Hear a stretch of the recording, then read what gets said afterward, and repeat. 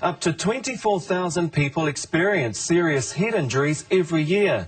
But more alarmingly, a higher rate of Māori and Pacific people suffer brain injuries at a significantly younger age and with more severe outcomes than anyone else in New Zealand.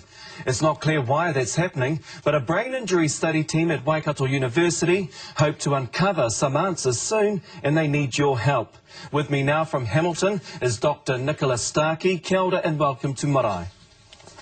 Thank you. Tell me first of all, what are you trying to achieve with this study? We're actually trying to obtain some accurate information about the number of people who have brain injuries every year, and also try to find out why they have brain injuries and find out what the outcomes from their brain injuries are.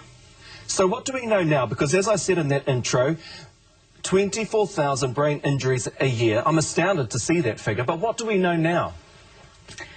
We know now, the figures we have now are based on hospital admissions and also information from ACC. So that's information about the number of people probably who have quite severe or moderate brain injuries.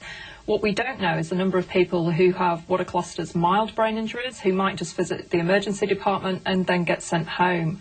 People, even with mild brain injuries, can actually suffer from something called post-concussive syndrome, where they actually are unable to work, unable to care for their families for quite a significant time after their injury. So there could be more, 24,000. What, is that just a stab in the dark?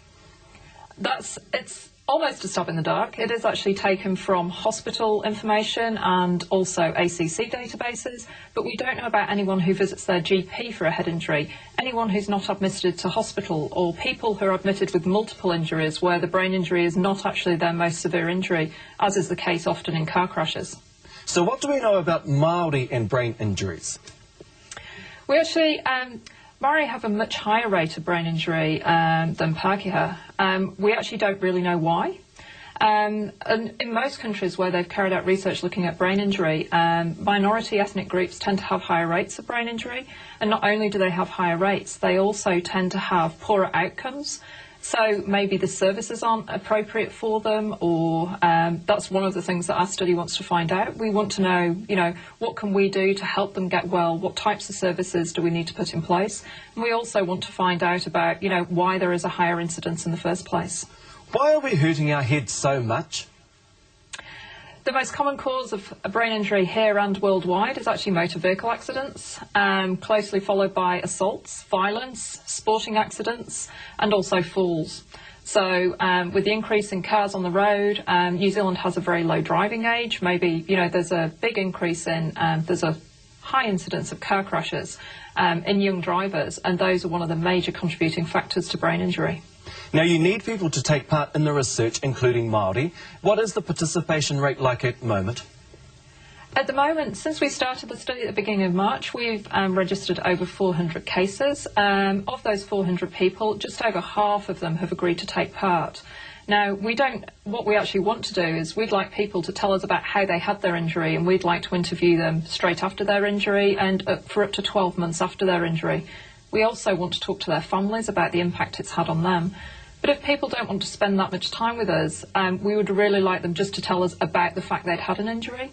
We can actually contact them through the hospital, or they can get directly in touch with us. The more people that take part, the better information we have, so that we can make sure there's appropriate health care in the future for people with brain injury. How many of those 400 are Māori? I would say probably around about 30 to 40%. So that's quite a good rate if you compare it to the Māori population overall. It is. It's a very good rate. Hamilton and Waikato district was purposely chosen for the study because in terms of because of the representativeness of the population, it's very similar to New Zealand as a whole in terms of ethnic mix, urban and rural mix. We also have a Marae researcher on the team, Tiho Whenua Kirkwood, who is more than happy to interview Marae participants and approach them. He makes sure that all the interviews are done in a culturally appropriate manner, and he's actually provided training for all of our group in terms of Marae, working with Marae families and within that community. You've said that Māori seem to be suffering head injuries, and it would appear younger than everyone else. And the outcomes from treatment, it would appear, don't seem to be that great. Why is that?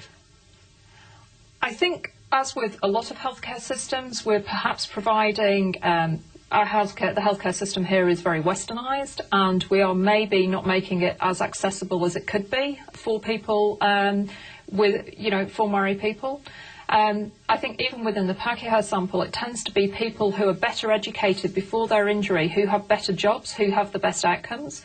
Now, whether that's partly related to the fact that they're better advocating for their own needs, we actually don't know yet. So it's one of the things we want to find out. How can we actually provide better service and better access to medical care for these people? And briefly, when can we expect the results of the study? It will probably be, we finish collecting, it will be nearly 18 months before we actually finish collecting all the data. So it's probably going to be around about 2 years, 2.5 years before we can release the full findings. Dr Nicola Starkey, thank you very much for your time and sharing this research with us, and we do indeed look forward to the results. Thank you. Now, if you want more information on the brain injury study or would like to take part, call 07838 4257 or email bionic@aut.ac.nz.